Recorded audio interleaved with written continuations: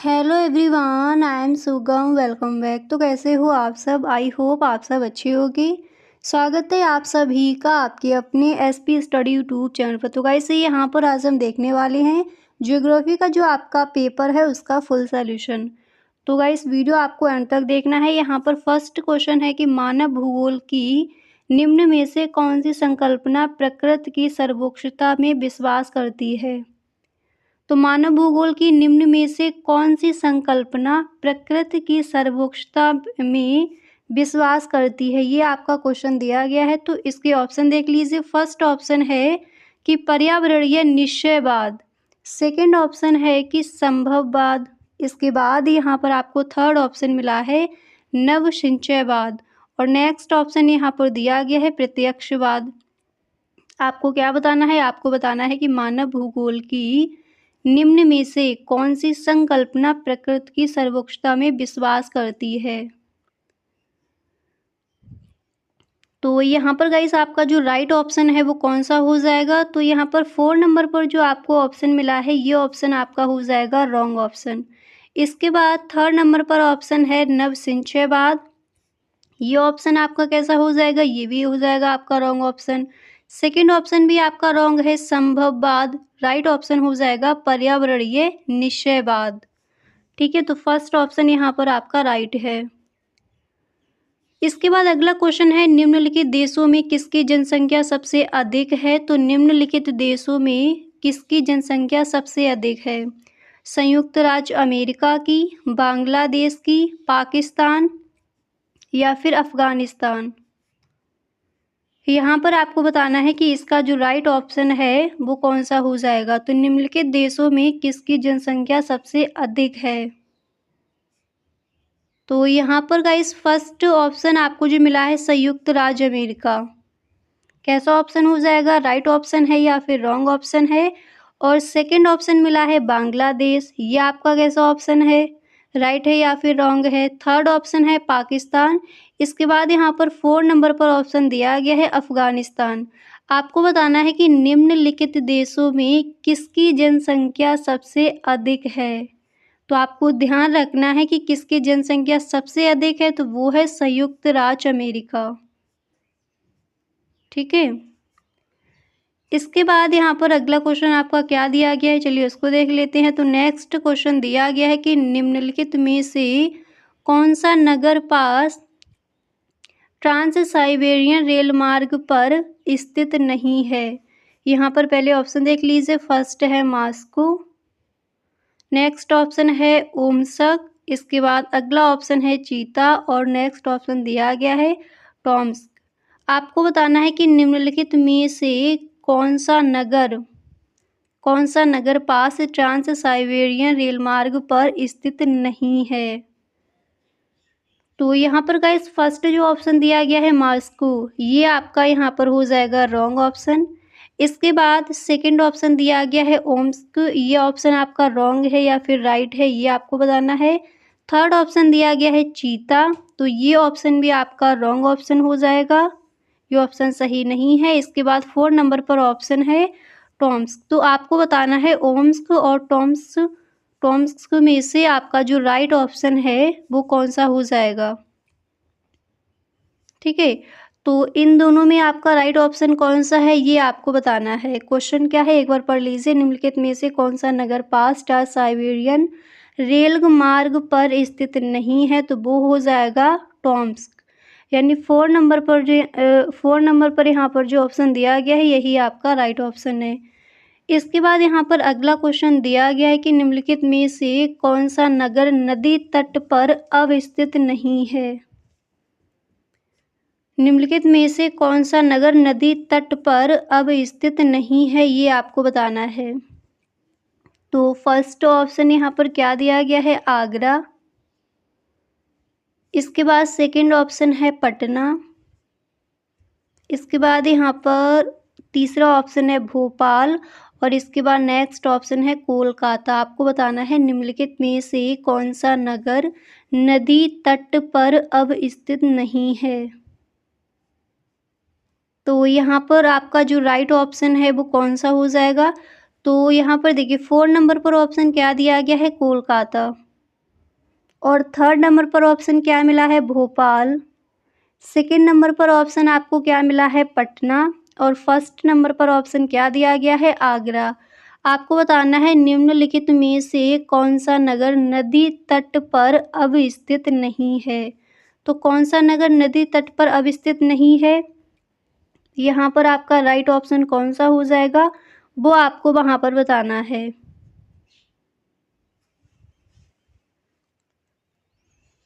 ठीक है गाइस, तो यहाँ पर आपका जो राइट ऑप्शन है वही वहाँ पर आपको लिख कर आना है। इसके बाद यहाँ पर अगला क्वेश्चन क्या दिया गया उसको देख लीजिए। अगला क्वेश्चन है निम्नलिखित में से जल किस प्रकार का संसाधन है? निम्नलिखित में से जल किस प्रकार का संसाधन है? यहाँ पर राइट ऑप्शन आपका कौन सा है अभी आपको बताया जाएगा। पहले यहाँ पर ऑप्शन देख लीजिए। फर्स्ट दिया गया है अजैव संसाधन, सेकंड ऑप्शन है जैव संसाधन, नेक्स्ट है अनवीकरणीय संसाधन और इसके बाद 4 नंबर पर ऑप्शन क्या है? चक्रीय संसाधन। तो निम्नलिखित में से जल किस प्रकार का संसाधन है? जल किस प्रकार का संसाधन है ये पूछा गया है। तो अजैव संसाधन ये आपका गलत ऑप्शन है। जैव संसाधन ये भी आपका रॉन्ग ऑप्शन है। इसके बाद तीसरा ऑप्शन मिला है अनवीकरणीय संसाधन, ये ऑप्शन भी आपका कैसा हो जाएगा? निम्नलिखित में से जल किस प्रकार का संसाधन है? तो अजैव संसाधन ये गलत है। जैव संसाधन जो ऑप्शन मिला है ये ऑप्शन भी आपका गलत ऑप्शन है। इसके बाद अनवीकरणीय संसाधन दिया गया ये भी आपका गलत है। राइट ऑप्शन यहाँ पर कौन सा हो जाएगा? तो यहाँ पर जो आपको दिया गया है चक्रीय संसाधन यही आपका होगा राइट ऑप्शन। निम्नलिखित में से जल किस प्रकार का संसाधन है? जल चक्रीय संसाधन है। ठीक है, अगला क्वेश्चन यहाँ पर दिया गया है कि वायु प्रदूषण नहीं होता।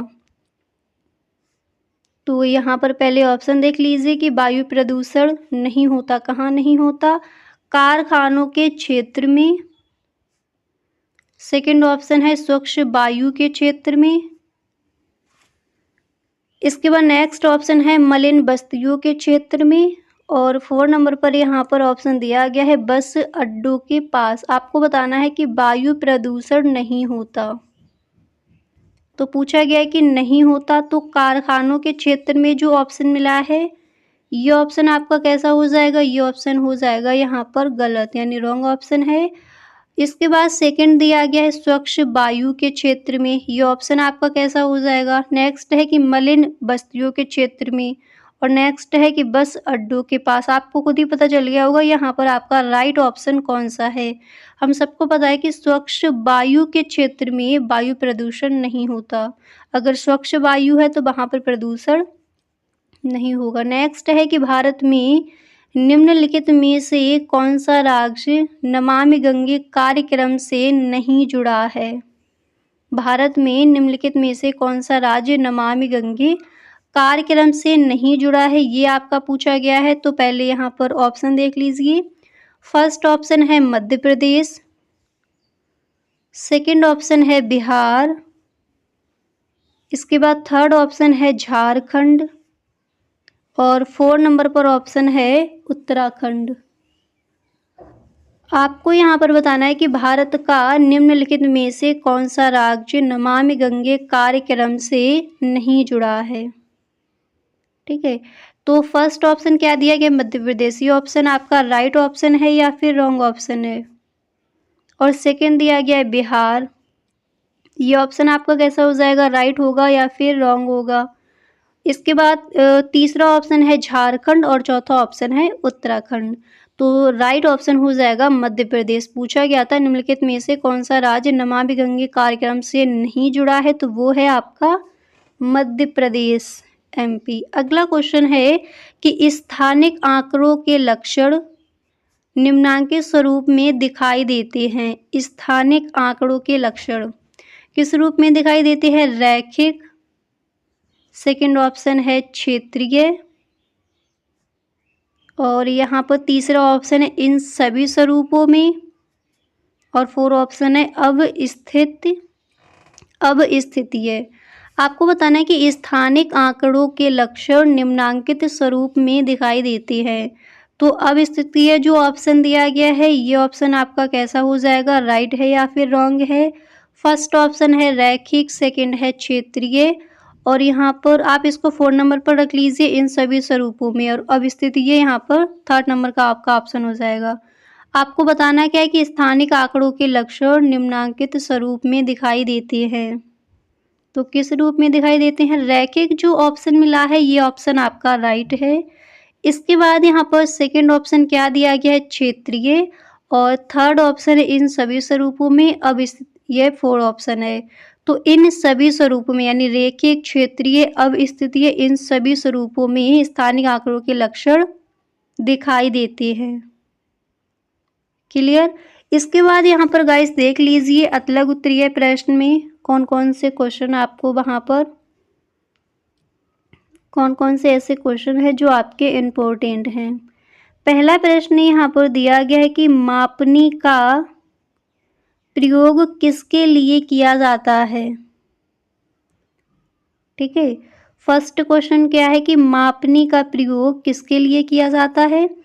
इसके बाद यहाँ पर आपको सेकंड जो आपका क्वेश्चन है क्या दिया गया है उसको देख लीजिए। सेकंड क्वेश्चन है कि वायु प्रदूषण के प्रमुख स्रोतों का वर्णन कीजिए। वायु प्रदूषण क्या है? वायु प्रदूषण के प्रमुख स्रोतों का वर्णन कीजिए। इसके बाद अगला आपका क्वेश्चन यहाँ पर है कि पृष्ठ प्रदेश के अर्थ को स्पष्ट कीजिए। पृष्ठ प्रदेश के अर्थ को स्पष्ट कीजिए, ये आपका हो जाएगा तीसरा क्वेश्चन। इसके बाद यहाँ पर चौथा क्वेश्चन आप कौन सा तैयार करोगे उसको भी देख लीजिए। चौथा क्वेश्चन यहाँ पर आपको तैयार कर लेना है, 2 धात्विक खनिजों के नाम लिखिए। 2 धात्विक खनिजों के नाम लिखिए, ये भी आपका इम्पोर्टेंट है, इसको आप तैयार कर लेंगे। एंड इसके बाद गाइस आपका नेक्स्ट क्वेश्चन है कि मानव संसाधन से क्या तात्पर्य है। ठीक है, मानव संसाधन से क्या तात्पर्य है इसको तैयार कर लीजिए। इसके बाद अगला क्वेश्चन है कि भारवाही पशुओं के विषय में लिखिए। भारवाही पशुओं के विषय में लिखिए, इसको आपको तैयार कर लेना है। इसके बाद आपका नेक्स्ट क्वेश्चन यहाँ पर दिया गया है, आप तैयार करेंगे किन्हीं 2 कृषि आधारित उद्योगों के नाम बताइए। किन्हीं 2 कृषि आधारित उद्योगों के नाम बताइए, ये भी आपका इम्पोर्टेंट है। इसके बाद गाइस नेक्स्ट क्वेश्चन आप तैयार कर लेंगे। अगला क्वेश्चन यहाँ पर आपको तैयार कर लेना है कि जनसंख्या घनत्व से आप क्या समझते हैं। ठीक है, तो नेक्स्ट क्वेश्चन आप यहाँ पर कौन सा तैयार कर लेंगे? जनसंख्या घनत्व से आप क्या समझते हैं। तो अतिलघु उत्तरीय प्रश्न में ये आपके मोस्ट इम्पोर्टेंट क्वेश्चन है। प्रत्येक क्वेश्चन आपका 2 नंबर का है। जैसे जनसंख्या घनत्व से आप क्या समझते हैं, ये क्वेश्चन आपका 2 नंबर का। जितने भी क्वेश्चन आपको दिए जाएंगे अतिलघु उत्तरीय प्रश्न में सारे ही क्वेश्चन आपके 2 नंबर के दिए जाते हैं। अब इसके बाद यहाँ पर गाइस देख लीजिए कि लघु उत्तरीय प्रश्न में आप कौन कौन से ऐसे क्वेश्चन हैं जो आपके मोस्ट इम्पोर्टेंट हैं। अतिलघु उत्तरीय प्रश्न यहाँ पर आपने देख लिए, इन्हीं क्वेश्चंस को आपको तैयार करना है। ठीक है, लघु उत्तरीय प्रश्न में यहाँ पर पहला प्रश्न है कि मानव भूगोल की प्रकृति का वर्णन कीजिए। कौन सा क्वेश्चन तैयार करोगे? मानव भूगोल की प्रकृति का वर्णन कीजिए।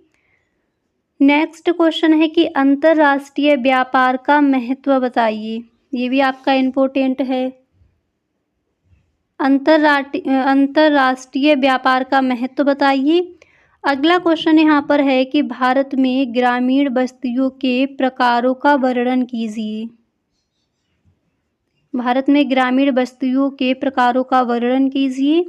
इसके बाद अगला क्वेश्चन है कि भारत के पेट्रोलियम संसाधनों पर विस्तृत टिप्पणी लिखिए। भारत के पेट्रोलियम संसाधनों पर विस्तृत टिप्पणी लिखिए, ये भी आपका इम्पोर्टेंट है। एंड इसके बाद अगला क्वेश्चन है कि भौगोलिक सूचना तंत्र के महत्वपूर्ण घटक क्या हैं। ठीक है, भौगोलिक सूचना तंत्र के महत्वपूर्ण घटक क्या हैं, इसको आपको तैयार कर लेना है। एंड इसके बाद यहाँ पर नेक्स्ट क्वेश्चन आपको दिया गया है, आपको तैयार करना है कि टिप्पणी लिखिए कि वायु प्रदूषण क्या है।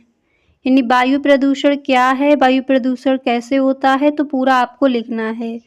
तो लघु उत्तरीय प्रश्न में ये जो आपके क्वेश्चन दिए जा रहे हैं, ये क्वेश्चन आपके कितने नंबर के आते हैं? एक क्वेश्चन जैसे आपका आएगा 4 नंबर का।